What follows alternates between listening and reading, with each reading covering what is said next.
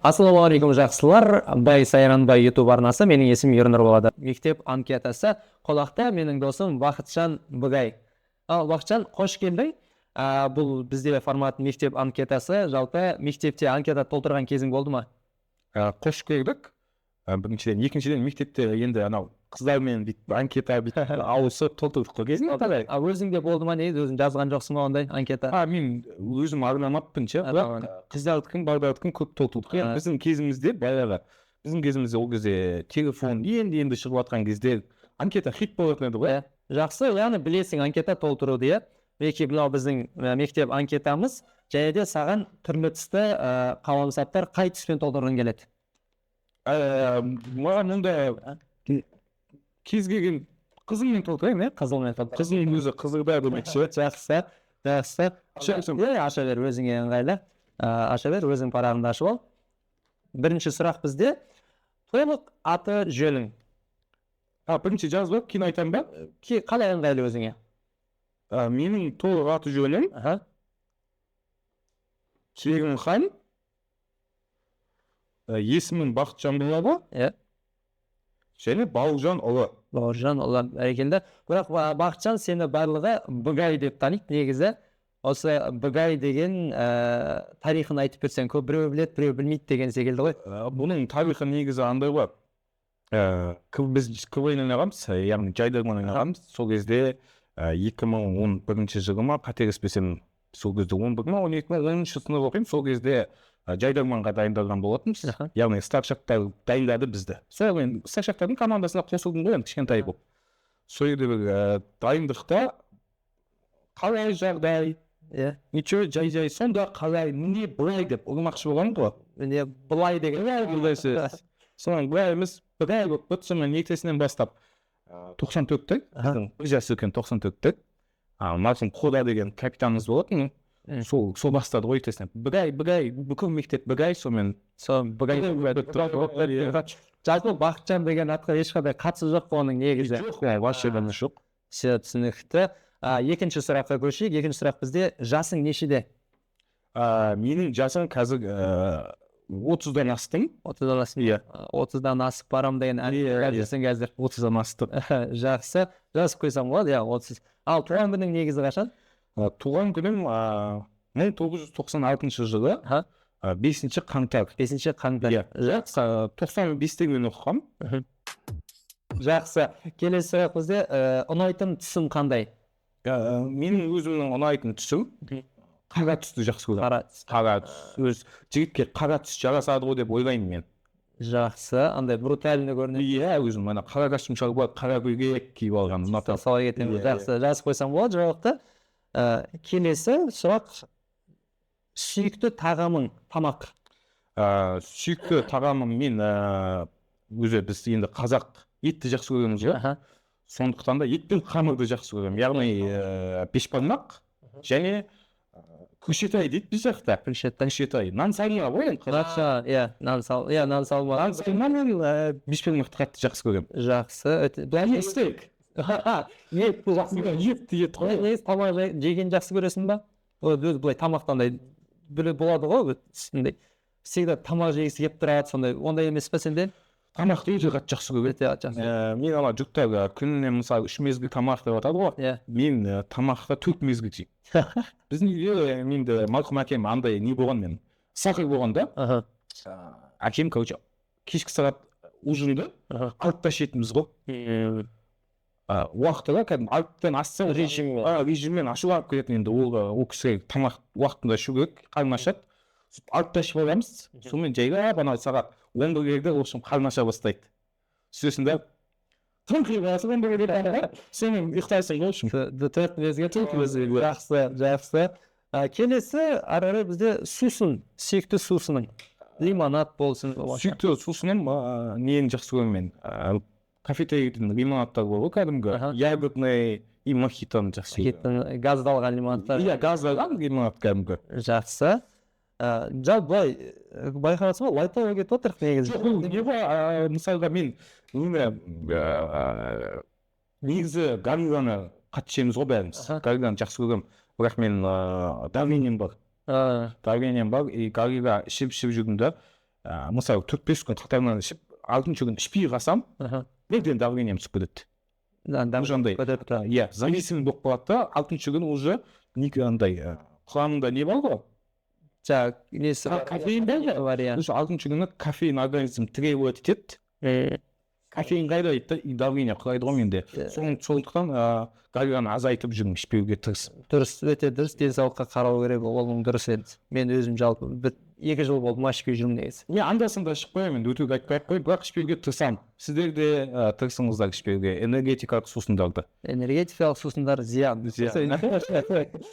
Келесі сұрақ бізде жануар, қандай жануар ұнайды өзіңе? Менше жануар дегенде андай бір немен жоқ ше.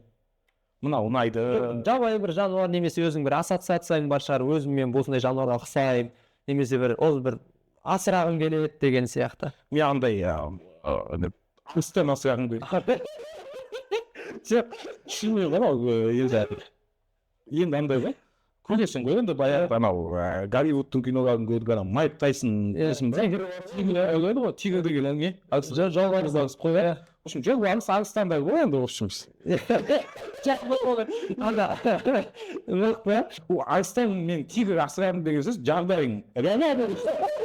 Өйткені ол сенен көп ет жейді ғой. Жасыратын ештеңе жоқ. Өзің үйіңе бір жігіт арыстанға бір жігіт аласың ғой. Жақсы. Сол жағдайға жет деп тілеймін. Арыстанды бәс қой. Келесі 7-ші сұрақ, бұл бізде спорт түрі. Қандай спорт түрімен шұғылданғанын айт, немесе көресің? Спорт түрі болғанда ше мен футбол ғой. Футболды өте қатты жақсы көремін. Өзім футболға 7 жыл қатысқам. Мен Төле би ауданы Реңгір қаласының тумасымын. Сол жерде бізде стадион бар, спорт школалар, сол спорт школаларға мектеп бітіргенше қатысқам. Өзім медальдарым бар, кішігірім жетістіктерім бар. Спорт школаға жібермеді мен әкем. Үйде жалғыз бала болғаннан кейін мүмкін спортсмен болып кетермін. Футбол жақсы көремін, футболды тамашалаймын, еще тамашалағанды жақсы көремін. Бірақ андай мен бір жақсы қасиетім кез келген спорт түрін көремін. Көре аламын. Мысалы NBA көремін, мысалы баскетболда только американский NBA көремін. Және де менің екінші жақсы көретін спортым ол биатлон деген спорт. Біздің үйде андай болатын, короче, әкем аяқ көт. Байларда параболический антенна дейді ғой.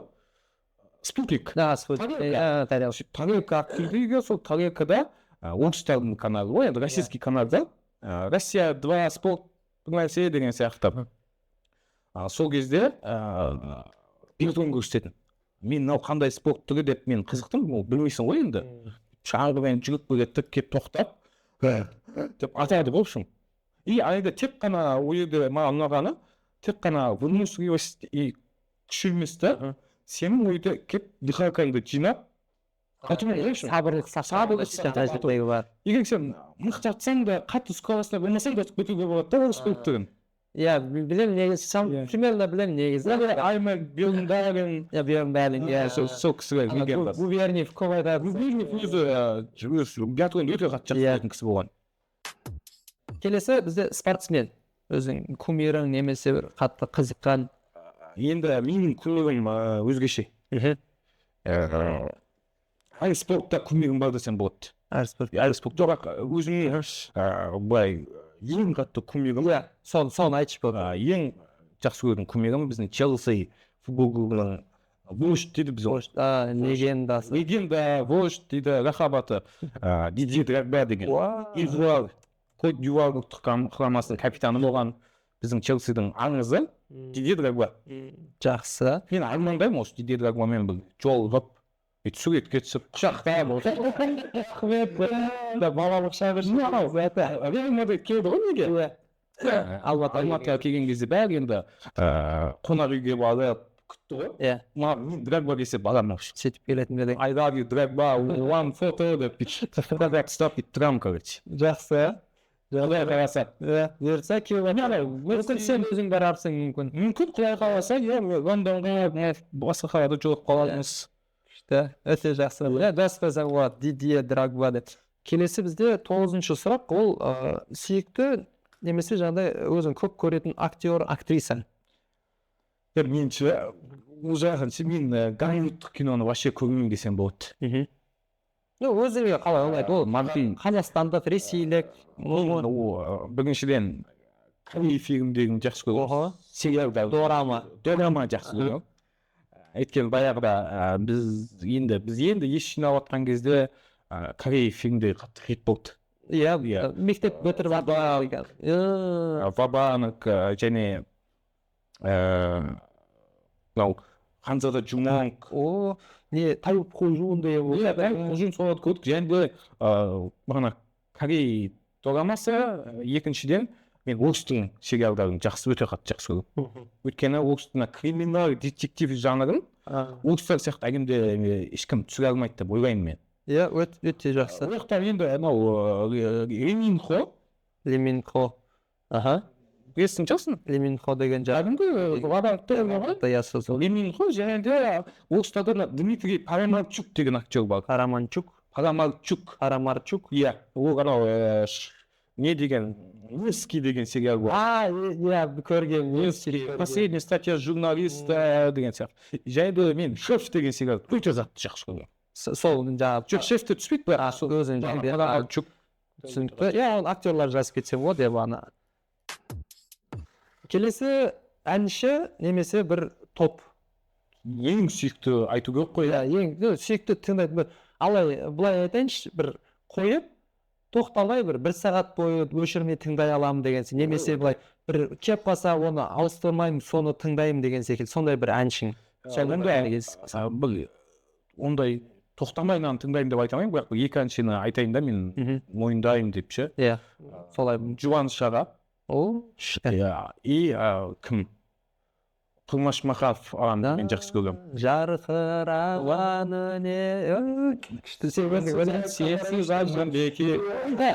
сол кісінің өлеңдерін қатты жақсы тыңдаймын жақсы енді толық білемін деп айта алмаймын несін шығармашылығын бірақ мен олардың менің ең сүйікті өлеңдерінің бірі сүйікті өлең иә түсінікті жас болды жаңағы әншілер жазып қой және келесі сұрақ негізі бізде сүйікті әнің еді түсінген бойынша жаңағы солардың әні деп жазасың ба әлде қалай бөлек жоқ менде сүйікті ән де бар екі томым бар мен өзім соны жазайын Құрмаш Маханов және жұбаныш жексен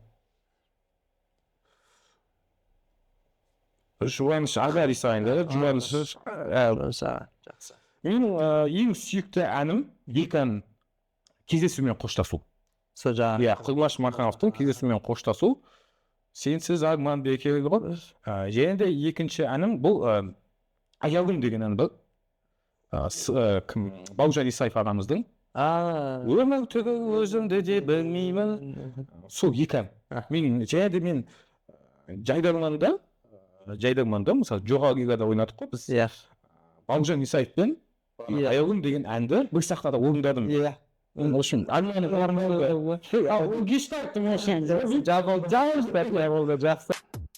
келесі бізде өзің кітап оқығанды ұнатасың ба негізі жасыратыным жоқ мен өмірімде кітап оқымаған екенмін мүлде оқымаған осы бүйтіп айтайыншы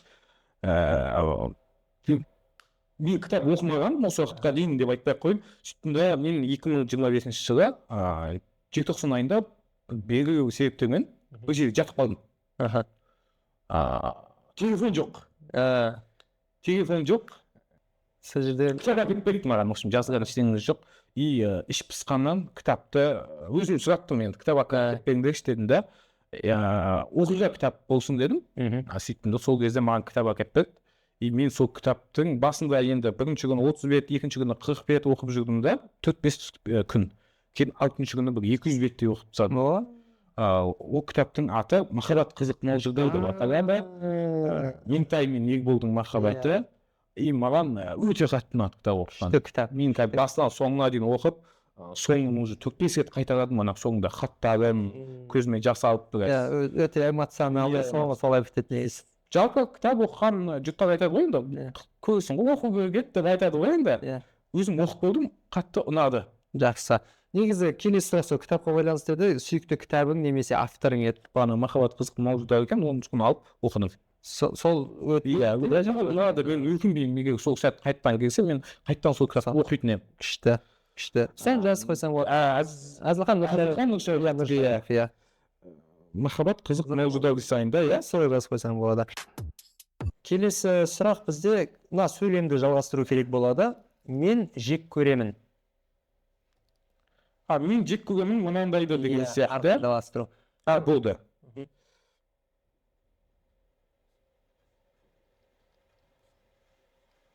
Мен жек көремін. Мен пунктуальный адамды деген қалай болды? Ну, не Жауапкершілігі жоқ адамды. жауапкершіліксіз адамды ма? Жауапкершіліксіз адамды, иә? Жауапкершіліксіз адамды. Жалпы ондай нәрсені өзіңіз ұнатпайсыз. Жек көресіз. Өзіңіз өмірде жауапкершілік қалай қарайсыз өзіңіз? Мен бәрінше жауапты болуға тырысамын. Мен өтірік айтпай қойын, бұл кешіккен жағдайдың өзінде де бұл 10 минут, 20 минут кешігіп болады ғой енді. Бірақ андай 2 сағат кешігіп қалуды, ұйықтап қалдым деген адамдарды мен өте жек көремін. Өйткені біз енді кино саласында жүрміз ғой енді. Келмей қоя салатын, ұйықтап қалыппын. Біз мысалы азанға сағат 10-да жинап тұрсақ, 1-ге салатын кезде өте көп болады. Енді бәрі уақыт қой негізі. Жоқ, сен өзіңді ғана емес, сен бүкіл команданың уақытын аудырған ол өте дұрыс емес деп ойлаймын мен. Сыйламаған. Сыйламаған деп ойлаймын, сондықтан пунктуальный болуға тырысамын любой жерде. Жақсы. Келесі 14-ші сұрақ бізде сенің жағымды жақтарың. Ой, мен жағымды жақтарым. Өзіңді мақтай аласың ба? Жауапкершілікті жазсаң болады негізі, өзіңе жауапкершілік ала аламын деген сияқты. Және қосып қасына тағы бір өзін-өзі мақтаған өгіз ақымақ демекші.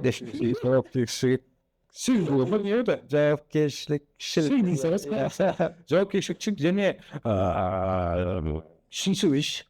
Мен андай жақсы деп жаман деп те ойлаймын. Мен көп адамға шындығымды айтып жақпай қалам. Өтірік айта алмайсың андай жағу үшін деген сияқты. Немесе шындығын айтамын да, мен үшін болсын шындығын айтамын да, жақпай қалам. Қазір біз адамдар қазір қоғам шындықты айтқан ұнамайды ғой негізі. Ащы шындық ұнамайды. Ащы шындық дейсің ғой. Тәтті. Өтірік айтқаннан шындықты айтып өткен дұрыс деп ойлаймын мен. Ол дұрыс, иә. Шыншылдықты жазсаң болады. Келесі енді бізде жағымсыз жақтарың. Жағымсыз жағым немін ғой мен. Бағана шыншылдық дегенді осы жерге де жазып қойшы. Болады, иә? Әлбетте болады. Шыншылдықты жазсаң болады. Оған тағы қосарың бар ма? Ол жағымсыз жағым қалай айтсам болады оны? Бәдікте шығармын. Бәдікте. Көп сөйлейтін шығармын кейде. Мен аштық шығармын андай. Энергиям.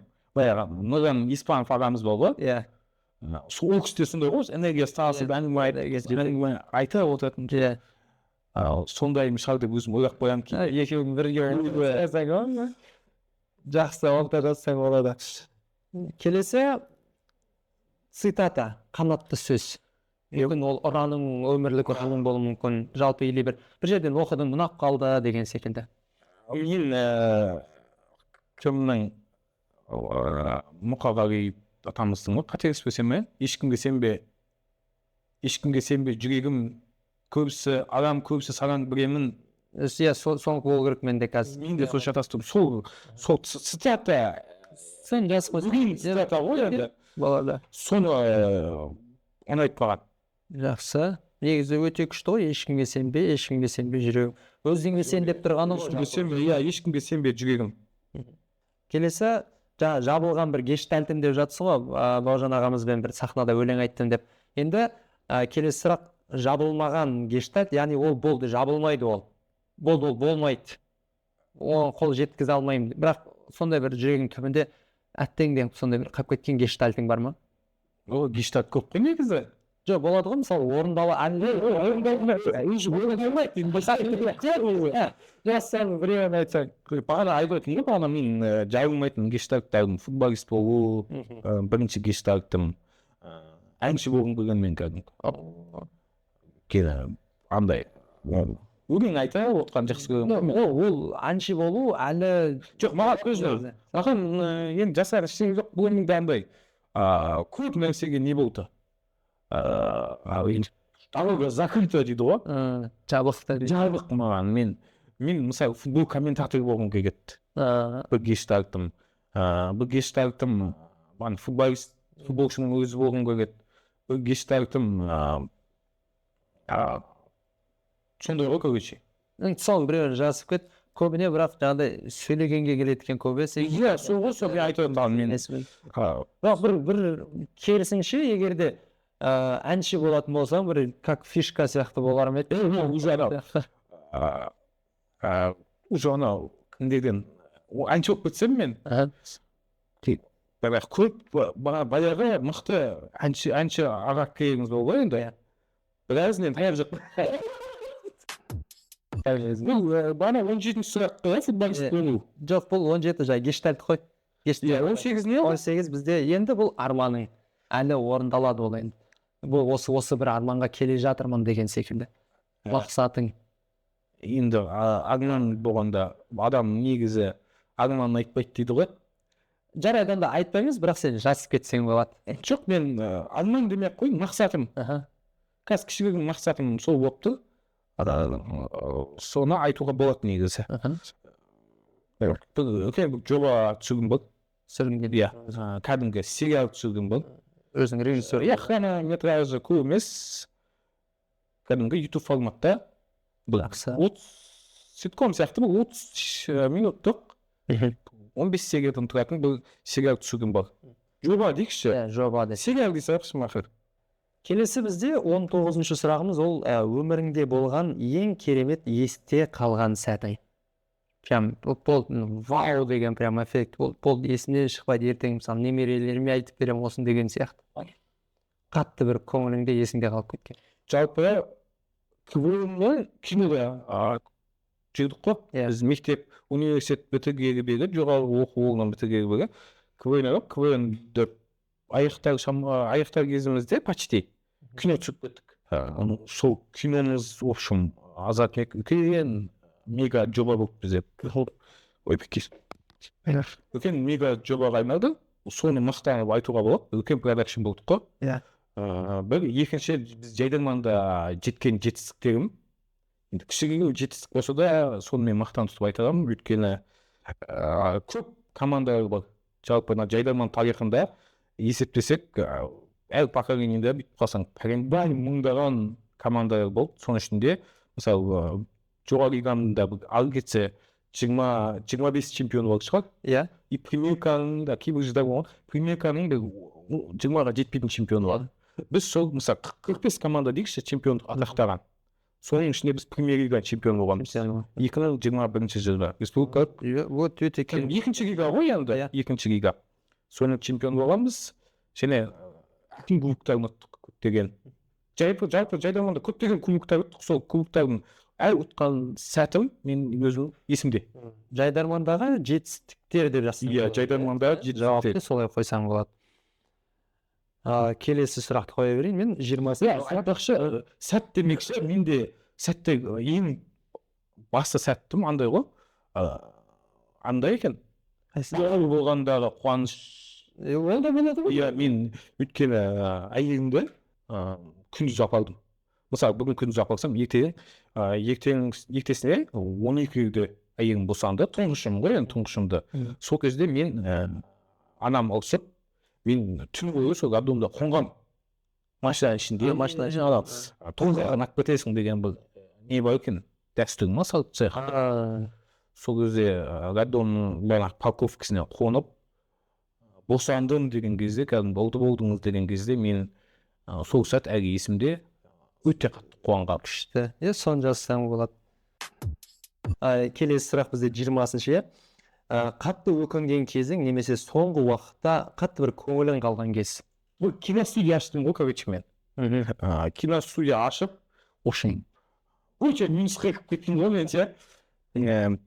Өте минусқа кіріп, соңға шықтым ғой азат. Соңға мен бәрін сатып құтылдым да. Сол кезде қатты өкіндім. Неге аштың деген. Неге аштым, кәдімгі ой, бай, пәленбай миллионда кетіп қалды. Жалпы сон жазсаң болады. Бірақ ол бір үлкен бір опыт. Жақсы, келесі ол соңғы уақытта қуанған оқиғаң бір соңғы осы бір соңғы бір жыл деп алайық бір қатты бір қуанған бір кезең қуанбап менде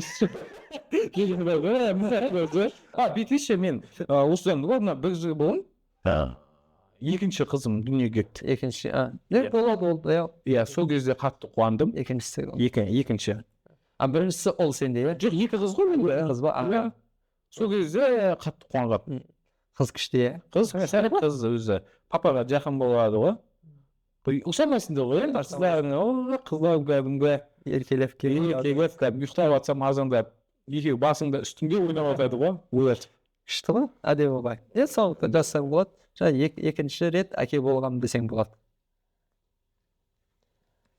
жақсы келесі бұл бізде 22-ші сұрағымыз енді соңына келіп қалдық негізі жалпы анкета ұнады ма анкета ұнады ма иә жақсы екен қалай формат негізі саған формат жақсы негізі андай ғой баяғы ностальгия ғой андай еді ғой енді жақсы көретін қызыңыз деген сұрақтар болады бас әліппен бүйтіп деп не қылып қоятады шимайлап қанша әліптер шимайлап сен де әліппен сондай еді ғой ол еще андай болады енді жасырақ ештеңесі жоқ анкета ба өзі енді класстың ішіндегі анкетаны бәрі толтыратын шығар бірақ андай классовый дейді ғой мектептің анкеталарын только ондай сондай біз толтырдық әйтеуір толтырдық күшті жақсы ұнаса онда иә деп жазып кет немесе ұнады деген жазып кетсең болады и соңғысы бізде бұл мектеп анкетасына деп арнайы өзіңнің қолың иә подпись арнайы келген Бақытжан Бауыржанұлынан деген секілді қылып или мектеп анкетасына деп жазып қойсаң болады қасына сен жаза берсең осымен біздің мектеп анкетамыз осы шығарылым аяқталды лайк басып комменттерін жазып осы каналға тіркеліп кетіңіздер бізбен бірге болыңыздар жақсы сау болыңыздар рахмет сіздерге